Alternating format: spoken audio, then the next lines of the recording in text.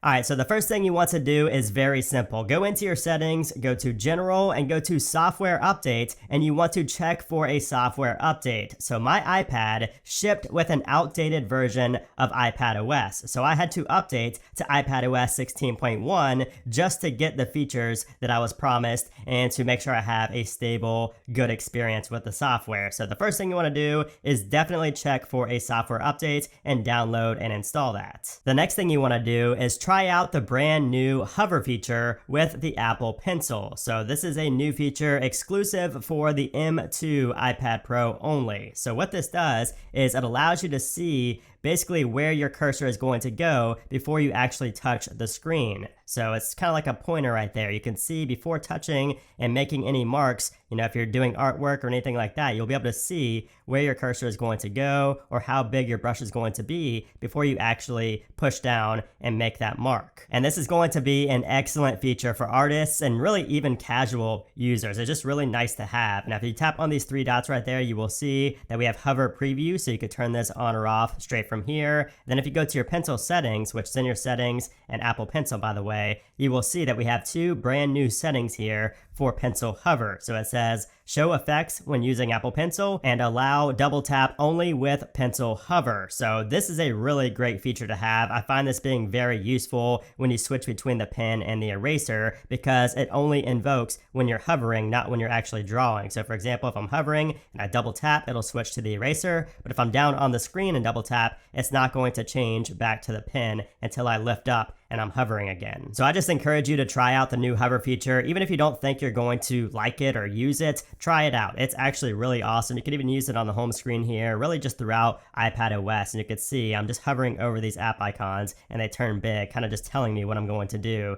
before I actually do it. The next thing you want to do is get familiar with gestures, especially if you are a new iPad user. So for instance, to quickly take a screenshot, I just swipe up from the bottom left corner and it takes a screenshot just like so. I can mark up if I want to. If I tap on done, we do also have a new option here to copy and delete or save to quick note. So you can do that, or you can just delete the screenshot. Now, if you want to change that, you can do that. So if you go into your settings and then right here in the Apple Pencil settings, you have left corner swipe for screenshot, and you can change that between quick note, screenshot, or off. So of course, if I did it in the bottom right, it will pull up a quick note if I do that correctly. You just have to do it fast so it doesn't think you're trying to multitask or something like that. So you don't need an Apple Pencil to do this. You could also use your fingers here. And if you're in an application and you want to go home, just look for the black bar on the bottom and just swipe up from that just like you do on the iPhones. And if you swipe up and hold, that will invoke the multitasking. So you could see all of your currently open applications. And if you wanted to close out of them, just swipe up on those cards. Now also, if you're in an application, you could do a 4-finger pinch to go back to the home screen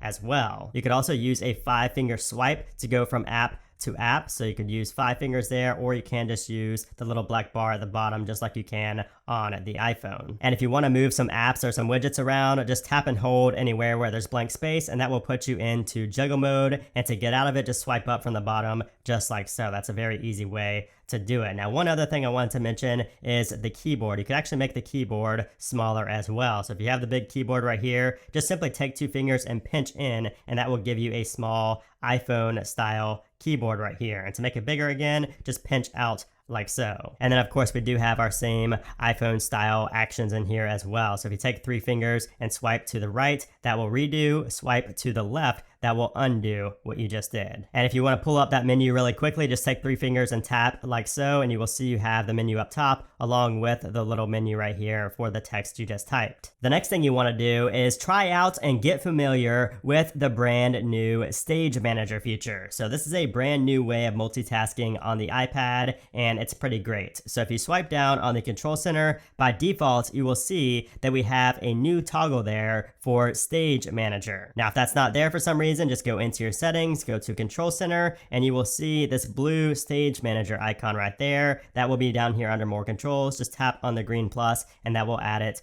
to your Control Center. Now, if we go back out and invoke this, if we turn this feature on, we can actually turn it on and also tap and hold to change some of the settings on the fly. So we can turn on or off the recent apps and turn on or off the dock and also turn off Stage Manager completely. So let me show you how this works. So just open up any application. So we'll just open up the App Store, for example, and you can see I've been using this because I have certain groups over here and certain applications open on the left-hand side, which are going to be my recent applications. But the main thing you can do here is you can resize your windows if you wanted to pull up something else in here. Like for instance, if I wanted to take another app that's already open, I could just simply pull this over and bring that into this instance right here. And you can see I have two different sized applications right here. I could also pull up, let's just say the calendar. I'll pull that one right here. And we can have multiple different applications in this one screen. So it really allows you to take full advantage of especially this 12.9-inch display that I'm using right here. This is also going to allow you to essentially use iPhone applications properly on the iPad. Now, if you want to close out of something, just tap on these three dots up top and you will see some new options there for full screen,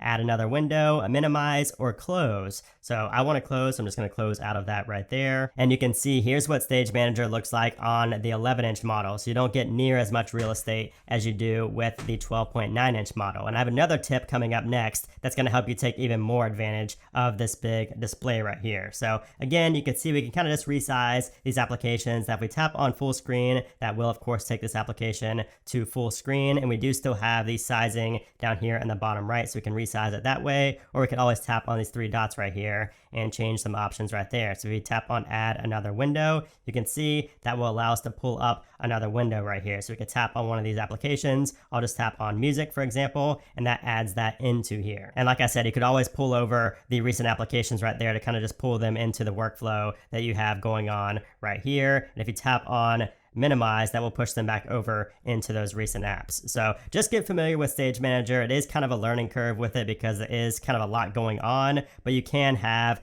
different applications or different workflows set up for different scenarios, which I think is really cool. Now this of course is the classic split view right here where you have different applications going at once. You do also have slide over as well, which you can kind of go through different applications and slide over if you put those in there. So let me pull this back up. Let me put, let's just say App Store into the slide over view. That way you have multiple applications in the slide over. So that is the classic multitasking, but Stage Manager is the new multitasking with iPadOS and this M2 iPad Pro. Now the next tip is a big one for the 12.9-inch display, and that is to take advantage of the brand new display scaling. So if you go into your settings, this is the tip I was just talking about, by the way. If you go into your settings and then go to display and brightness and then go all the way down to the bottom, you will see display zoom. That's not new, but if you tap on that, we have a new option here called more space. And take a look at this. So I'm just gonna go out of here and show you guys real quick what Stage Manager looks like without this. So I'm just gonna pull up something in Stage Manager. All right, we'll just stick with this, whatever. Let's just go back into our settings now, and we're going to turn that to more space. So let's do more space. It's going to kind of reset the resolution real quick. And now when it comes back, you will see, I have to put this back into landscape mode. Once we tap on done, you can see a difference right away. Everything looks smaller, and that's just because the resolution has been improved. So here's what that same Stage Manager setup looks like now with this feature turned on. So display scaling is an awesome feature. It allows you to have so much more space on your iPad. And some people think that, oh, it's just smaller, just made the icon smaller. That's not the case. It's improved resolution. So you're able to see more content because the resolution has been improved. So I think this is awesome, and it's definitely needed for using Stage Manager and just any type of multitasking. Now, if you don't use that at all, you may not need this, but I think it is essential for multitasking on the iPad. Now, the next thing you need to do is learn how to really use the Apple Pencil. So the Apple Pencil, of course, it's very easy to know that you could just type out and draw shapes and things like that, but there are a lot of hidden features and kind of tips and tricks that you need to know with the Apple Pencil. So first of all, you can see shapes right here. These are not perfect at all. But if I wanted to draw them perfect without actually having to draw them perfect, I can do that. So here's what I mean. If I write a triangle, if I draw a triangle right there and tap and hold, or just hold on it, you can see it makes it like a perfect triangle. Same with a square. Clearly, this is not a perfect square, but if I hold down before I lift up after I'm done, drawing it, it makes a perfect square. And same with a circle. Clearly not a perfect circle, but look, if I hold right there, it makes it a perfect circle. So that is really cool. You can see it does that for pretty much all of the shapes. Now, if you look at the toolbar up top, you can see we could also easily add shapes right here as well. So if you tap right here, you have all these different shapes that you could add. We also have this A right here, which allows you to add a text and add a signature. And by the way, I highly recommend adding a signature right here. That way it's easy for you to sign and share documents online. So just make your signature right here, tap done, and now you have that signature saved, and you can input it onto documents and again send those off to the person that needs that signed document. We also have a good selection of pens to choose from. So we have our highlighters, our pens, you have your eraser. You also have something called watercolor. So this one's really cool. You can see it makes like a watercolor right here. So let me do it in a different color so you can see, and it's very realistic. It really looks like watercolors. And again, with this hover feature, it's so awesome because you can see, where you're going to paint essentially before you actually paint. So I'm going to go back to the regular pencil right here. And if I start typing out something, so you can see right here, I wrote out, this is a test sentence that is not straight. Now, if I select this, if I just select this whole sentence right here, let's select everything. You can see it selects it very easily, and tap, you can see if we go over, we have straighten. And now if I do that, you can see it's not perfect, but it does help straighten that out a little bit.